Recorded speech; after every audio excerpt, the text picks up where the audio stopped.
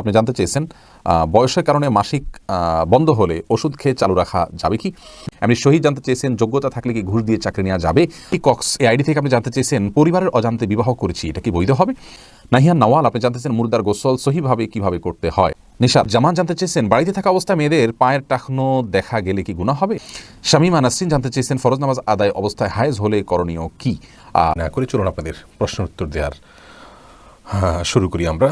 ইয়াসমিন জানতে চেয়েছেন সাবিনা ইয়াসমিন জানতে চেয়েছেন মেয়েদের পিরিয়ড অবস্থায় কোরআন মাজিদ পড়া ও শোনা যাবে কি না? শোনা যাবে, কোনো অসুবিধা নেই।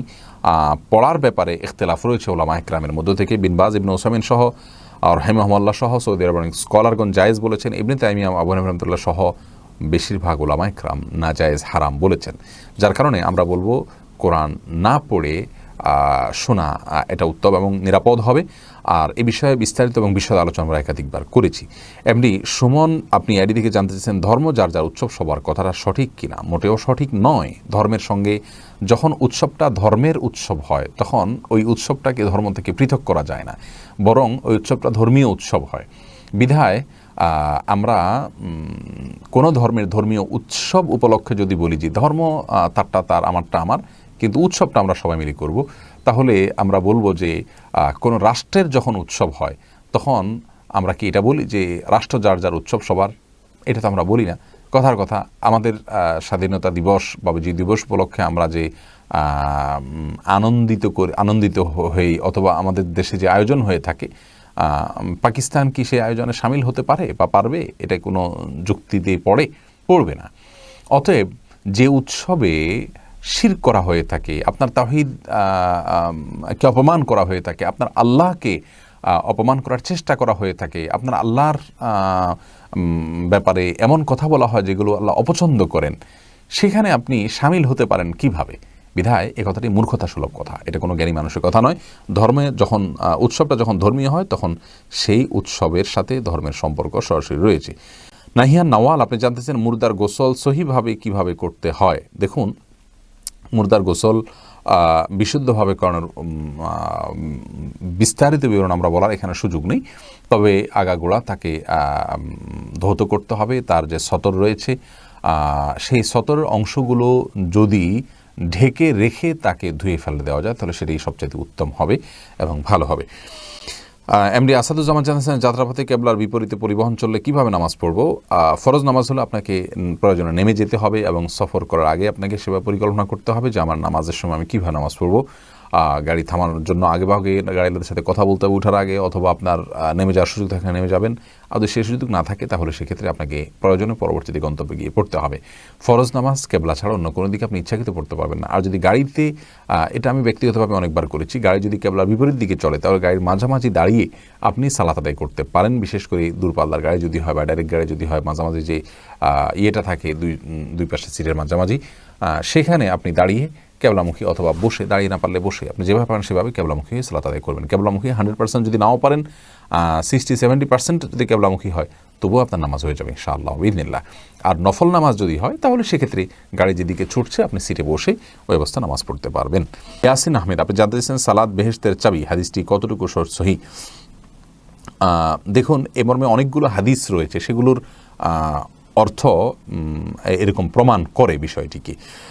জানতে চাইছেন নামাজে মাখরাজ ঠিক না হলে কি নামাজ হবে না?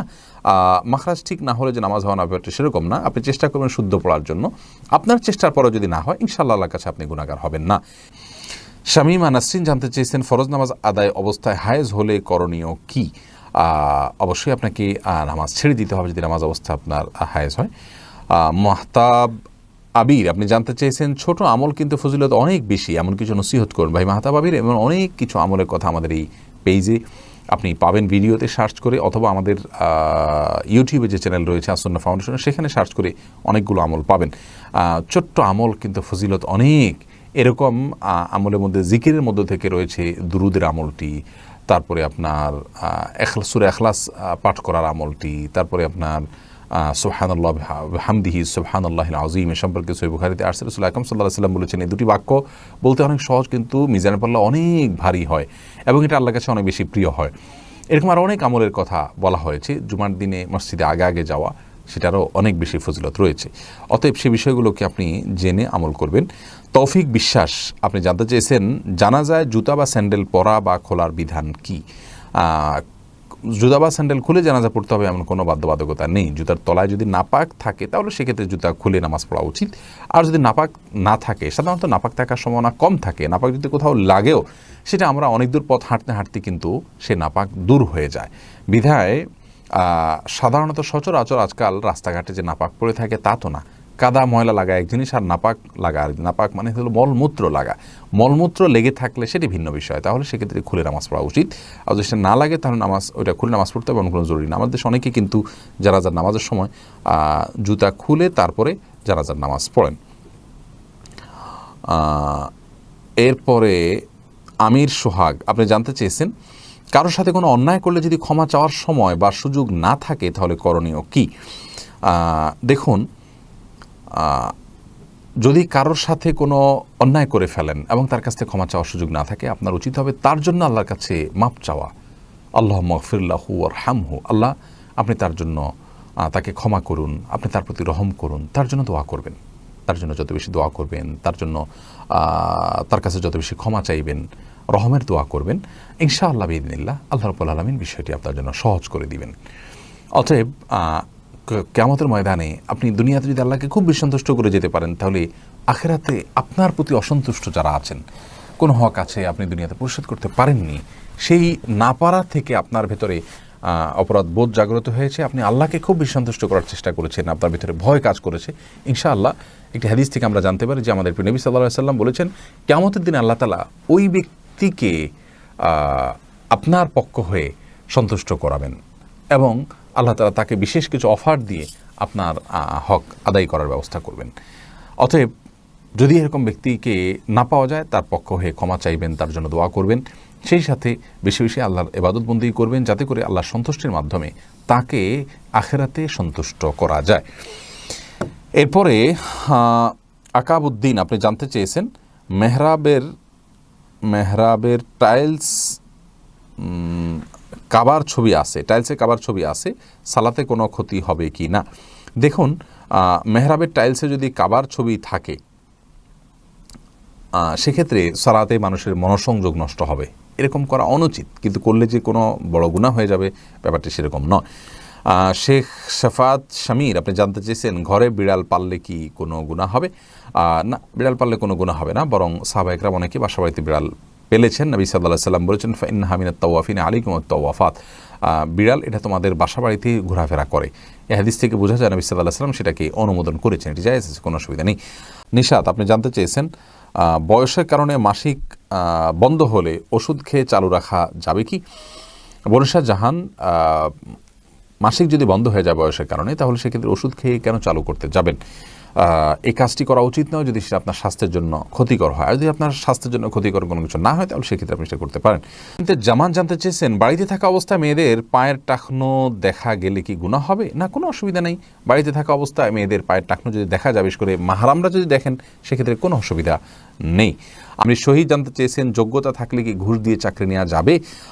ভাই শহীদ, যোগ্যতা যদি থাকে এবং ঘুষ দেওয়া ছাড়া আপনার চাকরি না হয় এবং আপনি যোগ্য তারপরেও চাকরি হবে না কোথাও, এরকম সিচুয়েশনের মধ্য দিয়ে যদি থাকেন আপনি, তাহলে সেক্ষেত্রে বাধ্য হয়ে ঘুষ দিলে আপনার জন্য সেটি জায়েজ হবে, কিন্তু যে ঘুষ গ্রহণ করলো তার জন্য সেটি সর্বাবস্থায় হারাম হবে, যদি সে ঘুষ তার নিজে থেকে গ্রহণ করে বাধ্য না হয়ে। আর বাধ্য হয়ে তো ঘুষ গ্রহণ করে কম, সবাই নিজে থেকেই গ্রহণ করে, যার কারণে সেটি জায়েজ নেই তার জন্য। আর যিনি দিচ্ছেন তার জন্য জায়েজ হবে তিনি যদি নিরুপায় হন। আর যদি অন্য কোনো ঘুষ ছাড়া অন্য কোনো চাকরির ব্যবস্থা তার থাকে, তাহলে সেক্ষেত্রে ঘুষ দিয়ে তিনি তার চাকরি করতে যাওয়া উচিত নয়। এরপরে আখি কক্স এই আইডি থেকে আপনি জানতে চেয়েছেন পরিবারের অজান্তে বিবাহ করেছি, এটা কি বৈধ হবে? আপনি ছেলে না মেয়ে, আপনার বয়স কি, এবং আরও অনেক তথ্য জানার উপর নির্ভর করবে। তবে মৌলিকভাবে পরিবারের অজান্তে বিবাহ করাটা উচিত নয়। আমি হালাল হারামের মাসআলা বলছি না আপনাকে, আপনার জেন্ডার কি বা আপনার অবস্থান কি, অবস্থা কি, সেটি জানা সাপেক্ষ বিষয়। শুধু এটুকু কথা বলছি যে বিবাহ পরিবারকে সাথে নিয়ে পরিবারের সম্মতিতে, বিশেষ করে বাবা বা অভিভাবকের মাধ্যমে বিয়ে সম্পাদন করার ভিতরেই কল্যাণ নিহিত আছে। একান্ত যদি অভিভাবকরা দায়িত্ব জ্ঞানহীন না হন, আর যদি তারা দায়িত্ব জ্ঞানহীন সেক্ষেত্রে ভিন্ন কথা, বিকল্প রয়েছে।